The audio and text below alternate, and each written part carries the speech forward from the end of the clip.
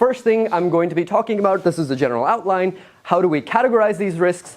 Based on this categorization, there's 3 different types of risk: misuse, misalignment, and systemic, that I'm going to be talking about. And finally, what are some common aggravating factors that accelerate all of these risks, not just individual ones? So first, the categorization. How do we actually decompose what we're talking about? So first is a causal categorization. So what is actually causing these risks from AI? The first category is obviously a human being uses the uses the AI as a tool to do something that you wouldn't want it to do. That falls under the category of misuse. Examples of this include bioterrorism and autonomous weapons, where AI is using the model to do something you wouldn't want it to, where humans are using the model to do something you wouldn't want it to do. Second is misalignment, which a human being might not be using the model to do anything bad, but there are errors and in the training process itself that make the model have unintended consequences, which are independent of whether I, as a human, have used the model in a proper way or an improper way. Examples of this are AI deception, Bing chat, like Charbel talked about earlier. And finally, even if humans individually are not misusing the model, and the model individually is aligned or not trying to do anything bad, there's a third category of risks, which are systemic risks. Because AI doesn't exist in a vacuum. We take AI as an amplification technology and we plug it into economics, into politics, into global supply chains, into logistics. And it is this interconnected complex system that can actually also end up failing in different ways, independent of whether the individual AI system is technically functioning correctly or whether any individual human is doing the right thing or the wrong thing. So that's a separate category of risks of AI interacting with complex systems that causes failure. Examples of this is disempowerment, automation at like a global scale. And I'm going to be deep diving into every single one of these later. And the second thing that I want to talk about is, if we know what's causing the risk, we also need to talk a little bit about how bad could it possibly get. And this is a scale. Like everything else, it could be as simple as benign failures all the way up to really, really bad failures. For the sake of this presentation, I'm going to be focusing on the really, really bad failures, starting from, of course, something severe risks, which are going to be affecting at least 10% of the global population or less. Examples of this, non-AI examples of this, to sort of ground you in how bad things could be in this category, are a global financial crisis, SARS outbreak, and this affects millions of people, which is very bad. So, yeah. Catastrophic risks are a scaled up version of that. So these are risks that are affecting in the order of 10 to 90% of the global population. So today, this would be on the order of billions of people, 5-6 billion people plus. And historically, we've had things like Spanish flu, Black Death, nuclear war. These are examples of catastrophic risks. And the most extreme case of catastrophic risks are existential risks. These are risks that affect 90% plus of the global population. And these can permanently alter the trajectory of human civilization, because you will not be given a chance to recover the ability that you had previous to this sort of risk manifesting itself, because of things like you either go extinct or there is a permanent biological change that happens to civilization or something like that. Examples of things that can ground you in this domain are asteroid impacts, runaway climate change, and perhaps nuclear war as well, depending on how bad the war actually gets. So there was a little bit of back and forth between like where that fits in these examples, but yeah. Those are the severities of risk, and just as a sort of recap of these slides, there's 3 categories: misuse, misalignment, systemic. And in reality, I want you to remember that we're not going to have these occur in isolation. It's not that we're only going to have misuse risks or only have misalignment risks. The world is complicated. We're probably going to have a combination of like systemic risks, misalignment risks, misuse risks, and that sort of makes the entire problem of AI safety a lot more complicated. And the final thing is that there's many levels of severity. So, getting into misuse risks, how can we use, or how might AI be used to cause harm by other humans? So the reason I want to talk about this is technology in general is an amplifier. So historically, how much damage could one human being do to other human beings when armed with technology? So if you had one human, you armed him in the Stone Age with a stone, he could maybe hurt like 5 people. right? But as time goes on, the radius of harm that you can do to other people increases. So you take that same human and you arm him with a sword, maybe he can harm 15 people. You arm him with a stick of dynamite, 100 people. With a nuclear weapon, 250,000 people, if not more. And the radius of the amount of people that you can affect just as an individual human misusing technology keeps on increasing. So AI can be one of those technologies that can actually have a global impact radius at different levels of severity, like I talked about in previous slides. This is why this is very important to pay attention to. So the specific risks that I'm going to be talking about is bioterrorism. So you use AI to amplify biotechnology threats. Cyber terrorism, whereas you're using AI to amplify cyber technology threats.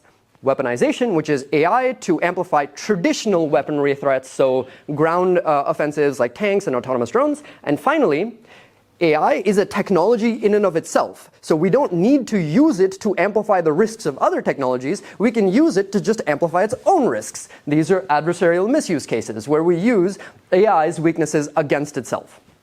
So let's get into the first category, bioterrorism. Bioterrorism is the use of AI to facilitate the development of biological weapons. So one thing that we're particularly concerned about is enhanced precision. We've seen models like AlphaFold, AlphaProteo, AlphaFold 3, which came out just this year. And these can be used, not AlphaFold specifically, but scientific models that aid in discovery of molecules can aid in the discovery of like more potent biological agents. An example of this was by Ubina et al. In 2022, they used a drug discovery agent that was supposed to be helping you find new medicines. Instead of rewarding it for minimizing toxicity, they rewarded it by just flipping to maximize toxicity. And within 6 hours, they were able to generate 40,000 potentially toxic molecules. Some of these are known chemical warfare agents like VX. And it's very, very easy to see how some of these technologies can increase precision and be dual risk at the same time. Another thing that we're worried about is increased accessibility. So AI lowers the barriers to entry. A very, very easy example of this is in 1 hour, students from MIT were able to use a chatbot to obtain 4 pandemic class pathogens. And the chatbot didn't stop there. It helped them. It gave them the entire synthetic creation process. It gave them the entire process of how to break down synthesizing these DNA molecules and individual names of companies that would be unlikely to screen the orders of why this would be a dangerous DNA sequence to print. And this was within an hour. They weren't even trying.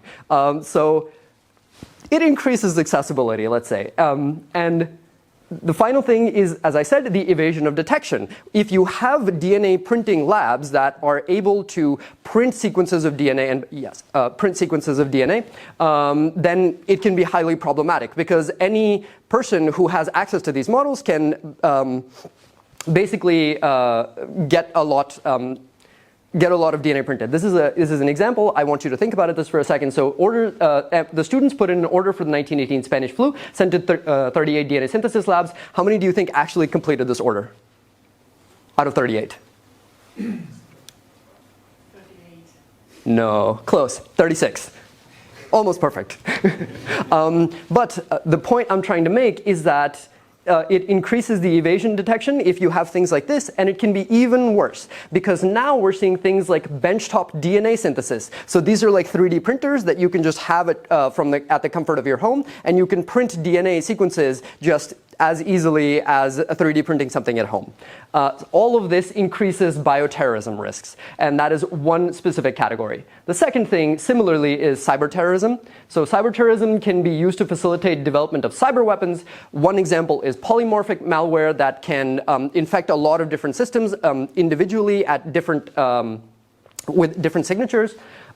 Similar to what we saw earlier, it also lowers barriers to entry. So you can have off-the-shelf language models that generate things like fraud and malware. So these are subscription-based models, Worm GPT, Fraud GPT, that just exist in Telegram chats all over the place.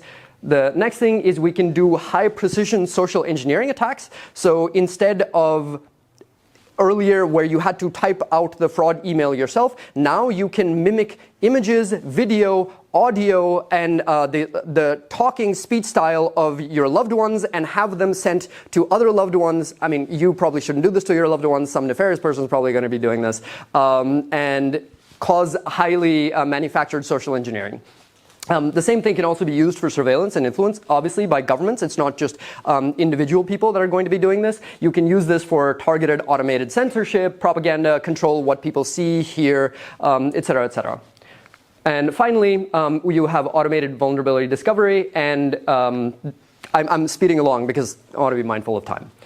So weaponization is the next category, using it to amplify traditional weapons. One classic example of this is lethal autonomous weapons, which things are making automated decisions of who to target and who to kill on the battlefield. One example of this is already in deployment. This is the lethal autonomous drone. It's known as the Cargo 2. This is already in use by some militaries around the world, which comes inbuilt with facial recognition and lethal capabilities. You can have swarms of these drones that are just coordinating and killing people according to facial profiles, ethnic profiles, et cetera, which is a little bit problematic. Another example of this is the robot dog. You can roughly see that robot dog there. It's cute, but it's also armed with a assault rifle on its back. And these are being used by the Chinese military, or they displayed that the fact that they have these drones. And warfare is basically going to get more and more automated as time goes on. One core problem with that is if you have automated warfare, you also have things like automated retaliation systems. And that can cause wars that you never even intended, because AI systems can sort of feed off of each other in a spiraling loop of problems and miscategorizations. An example of this is the flash crash. The flash crash in 2010, stock trading algorithms fed off of each other and caused trillions of dollars of losses in the US economy in a matter of minutes. Similarly, you can have things like flash wars. If you have automated retaliation systems that think that missiles have been fired from somewhere, even though nothing happened, so they retaliate at a fast pace, which causes other people to retaliate, and you go in a spiraling loop. And just like we saw in the previous examples for bio and cyber terrorism, you can have increased lethality of bombs and other certain things that can be generated using AI synthesis. The next category, final, adversarial misuse, using AI's weaknesses against itself. This is easiest classified using things like images. So if you look here, there's a panda. If you just add a little bit of noise there, you still get a panda. You think it's a panda, I think it's a panda, but what AI thinks is it's a gibbon. And it's a 99% confidence that that is definitely a gibbon. This is a problem, because as far as we're concerned, we're not going to be able to notice this attack. But there's a lot of things that we can cause in terms of misuse using this type of noise injected into images. So an example of this is stop signs. So researchers printed these stickers that they can just go to a single stop sign and they can paste on the stop signs, causing cars, the autonomous driving cars, to now recognize the stop sign as a speed limit. And you don't even, as a speed limit of 30, for example. And you don't even need stickers. You don't need physical access to the stop signs. Optical attacks allow you to just shine the light pattern on the stop sign, and it's the same pixel pattern, and this causes the stop sign to be recognized similarly as a speed limit of 30. Obviously a problem, because you can just go around shining lights on stop signs, causing all sorts of havoc everywhere. And this is not just a problem for vision models. I introduced it using vision models because that's easiest to see for humans, but we have had similar experiments done in audio-based models like Alexa and Siri, where you can have high-frequency noises that are injected into your audio-based devices and your phones, for example, and you can cause things like turning on the phone, switching into flight mode, starting a FaceTime call with somebody, and similarly you have autonomous cars that also work on voice-based systems. These autonomous cars have been shown to, we can manipulate the navigation systems of Audis as an example, and all of these are like empirically verified examples, because you can just, similar to pixels, you can just change the audio frequencies a little bit. Human beings won't hear it, the AI will, and it causes all sorts of unintended behavior. These things are called dolphin attacks. And similar to vision and audio, you can also do it with LLMs. These, maybe you're familiar, are known as jailbreaks and prompt injections, where you can craft things like specifically tailored prompts that allow you to elicit responses that weren't intended. Charbel already gave the bomb example. Another way to get that same sort of behavior was the do anything now prompt. And researchers have come up with ways to automate this entire process called AutoDan, where the prompt is made increasingly stealthy and increasingly hard for us to detect as humans, but you're also able to get the same misuse out of the AI. The one core thing that I want you to notice is LLMs are now being integrated into a whole bunch of different modalities, emails and a lot of different apps. And we have been able to use this failure mode within LLMs to actually affect different modalities as well. So we can use this sort of adversarial prompt injection into the LLM to cause email clients to fail. Another thing to keep in mind is it is cross-model applicable. So even if we discover a vulnerability within GPT, that doesn't mean it's isolated to GPT. The same modality also fails within Claude, within Gemini, and all of the different models that you can think of. So that was a very, very quick whirlwind tour of misuse. Now let's get into misalignment.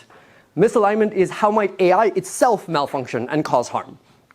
First, what is alignment? Alignment, very quickly, is the problem of building machines which faithfully try to do what we want them to do, or at the very least, what we should want them to do. And if an AI is aligned, if its goals are close enough to the goals of its programmers, its users, or humanity in general, and if not, it's misaligned, right? Examples of misalignment happen because of three core problems. One is reward misspecification, which roughly is the problem of did we tell the AI accurately enough what we wanted it to do? The second one example of this very quickly is British colonials in India offered a bounty for dead cobras. And what ended up happening is the people began breeding cobras to sell back to the British. They noticed that this was a problem, so then they said, you can't do this anymore, and at the end of the day, all of the cobras that people had been bred got released back into the wild, and the total population of cobras increased. So this is not a problem that's isolated to AI. There's a lot of examples of reward misspecification out in the wild.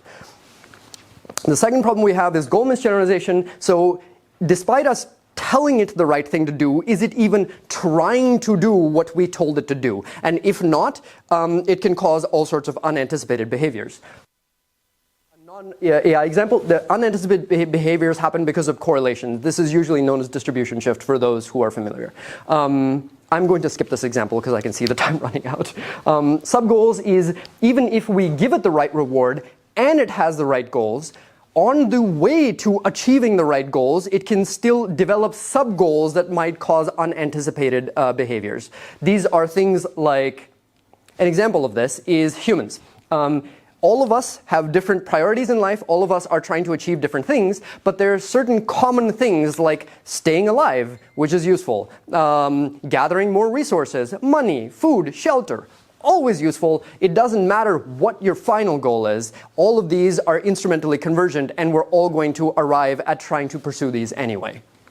So, deep diving into the first one, reward misspecification. So this is the problem of were the incentives given to the AI the right thing? One example of this Charbel already talked about was recommendation algorithms. So the intent was to provide users with engaging, relevant, valuable content. So we rewarded it for watch time, clicks, likes, and what ended up happening is the algorithm ended up promoting addictive or sensational content, which keeps users on the platform longer. So this is a classic example of reward misspecification. Another example is Coast Runners. So Coast Runners was training a boat using reinforcement learning to reach the final line. We rewarded it by collecting targets on the way to the finish line, and what ended up happening is that the boat crashed onto other boats, it caught fire, it went the wrong way, and finally ended up going in a circle the entire time, but crucially, it got the highest score out of all of the other models and humans combined. So this is another example of reward misspecification out in the wild. Why does reward misspecification happen? It happens because specifying what you want is extremely difficult. especially when it comes to things like human values, ethics, how to behave in society. This is a problem that we've been trying to solve basically ever since we've existed. And if we can't solve it, what we resort to are proxy measurements. Proxy measurements are reduce the crime rate, increase education, maximize watch time and clicks. And when you end up optimizing for these proxy metrics, instead of what you actually wanted, you get all sorts of unanticipated behavior. The final thing is AI is an optimization daemon. So it ends up optimizing something for too hard, which causes all sorts of unanticipated behavior. As I mentioned, this is Goodhart's law. It focuses single-mindedly on something, and the thing that you were trying to measure initially using the metric ends up breaking. And the concerns with future AI is that as performance increases, as generality increases, AIs find more and more subtle ways of optimizing for proxy rewards, which leads to higher consequences, higher unintended consequences at greater levels of severity. Next, goal misgeneralization. Is it trying to do what we told it? Before I dive into that, what exactly do I mean when I say goals? So this is not sort of an anthropomorphic notion that it has beliefs, it has intent. Basically, there is an observed pattern of behavior that always results in certain outcomes, and the types of outcomes it results in is what we refer to as goals. Right? Rewards are the incentives that we use to reinforce certain behavior, and the types of behavior that you always result in is what the goal is. So it's not anthropomorphic beliefs, goals, it's not human-like. An example of this is this coin run game. So it's a 2D platformer. You're supposed to navigate obstacles, you're supposed to avoid the enemies, and you're supposed to get the coin at the end of the level. So I'm going to go through a couple of examples, try to see if you can observe a trend.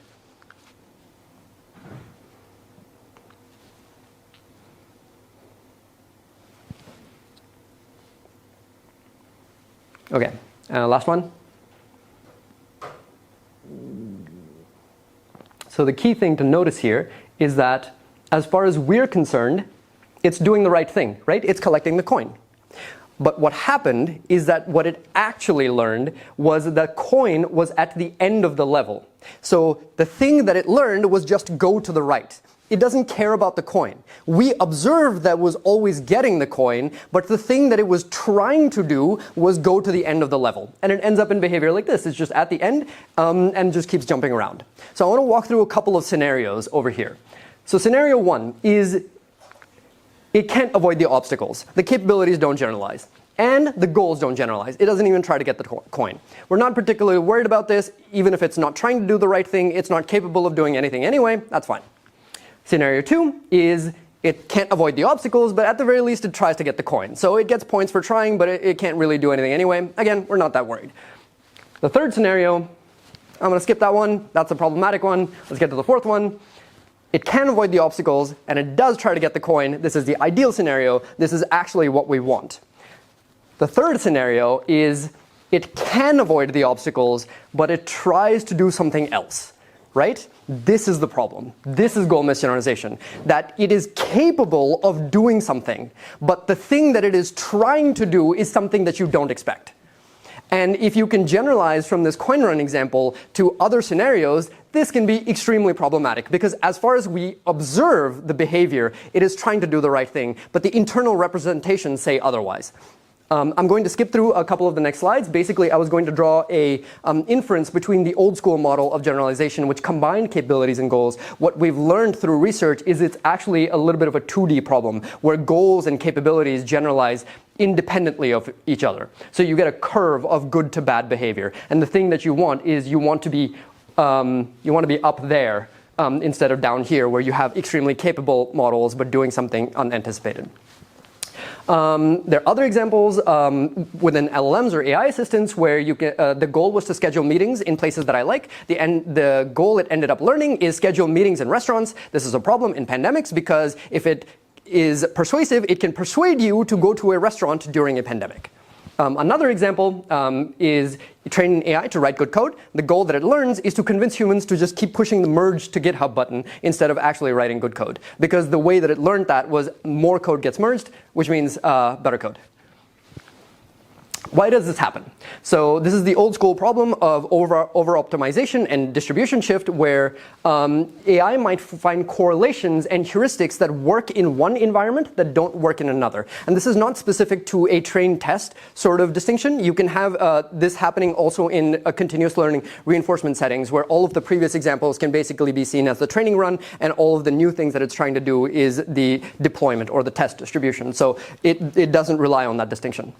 Lack of diversity in training data, and faulty internal representations. These are some of the core reasons why goal misgeneralization happens. And the future AI concern is that it's a mechanism where an AI might be able to pursue unintended goals, and all of your evaluations and behavioral safety methods where you observe what the AI is doing to be able to predict whether it's safe or not might still not be sufficient because you don't know what it was quote unquote trying to do in the first place.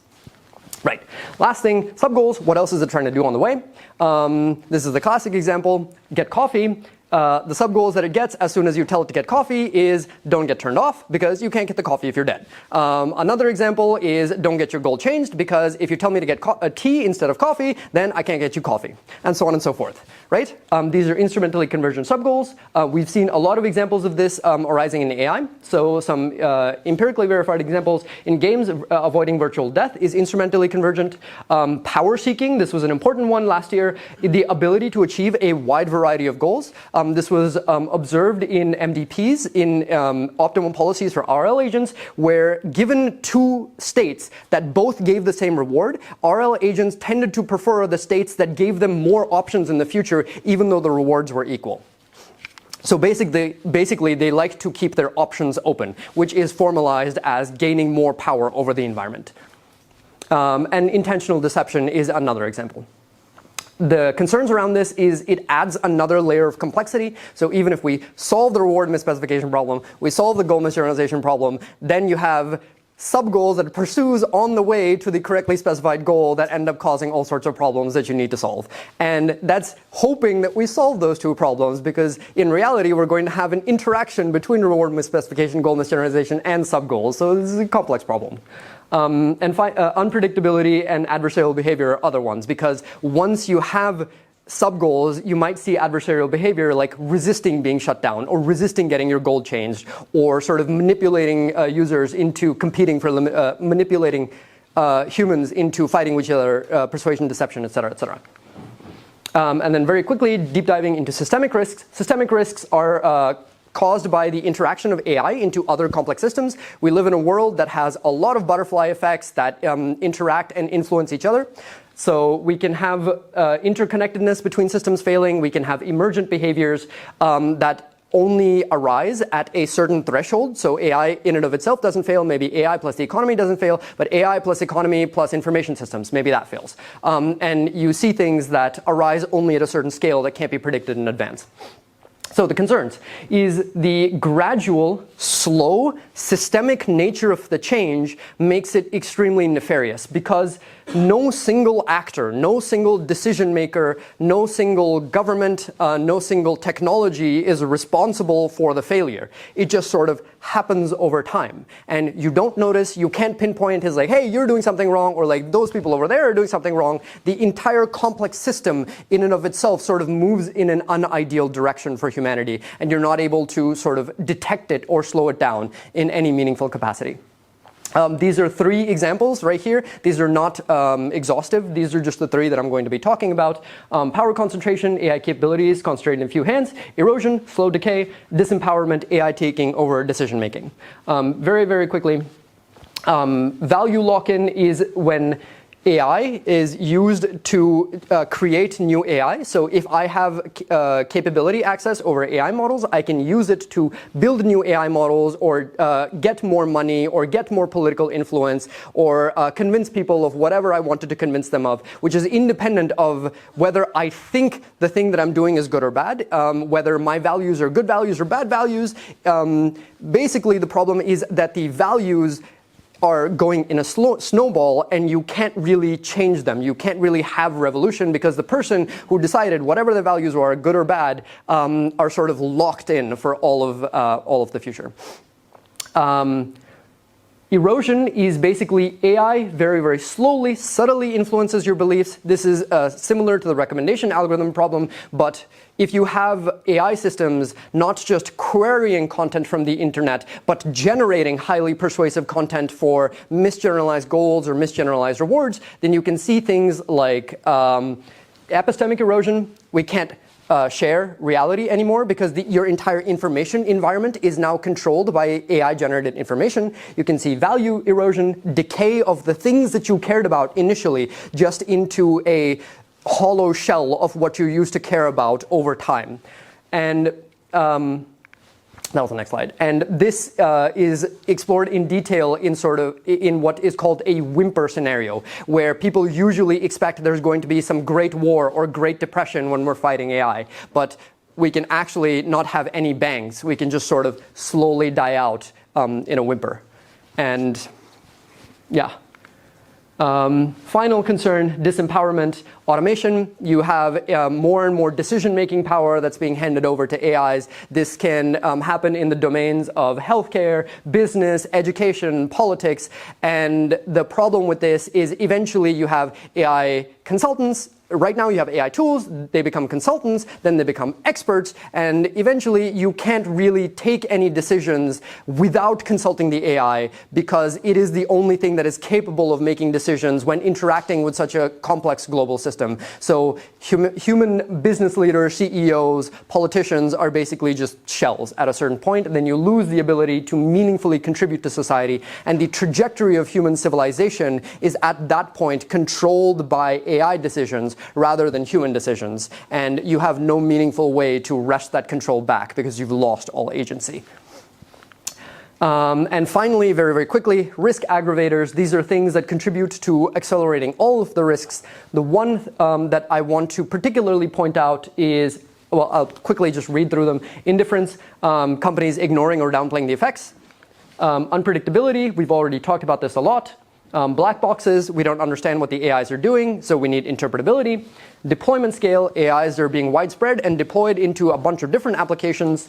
Race dynamics. This is the particularly problematic one because competitive pressures in AI development cause compromises in safety. If I, as Lab A, think that my competitor, Lab B, is going to release a system, I'll compromise on the test just a little bit, which causes me to release the model faster. And then the Lab B observes like, oh, they're going to deploy their AI soon. We need to compromise on our safety a little bit so we can deploy faster. And you get sort of a downward spiraling loop where the safety of these models or the considerations that you should take in deploying these models increasingly gets worse and worse. We're sort of seeing this play out right now, and we should pay particular attention to something like this.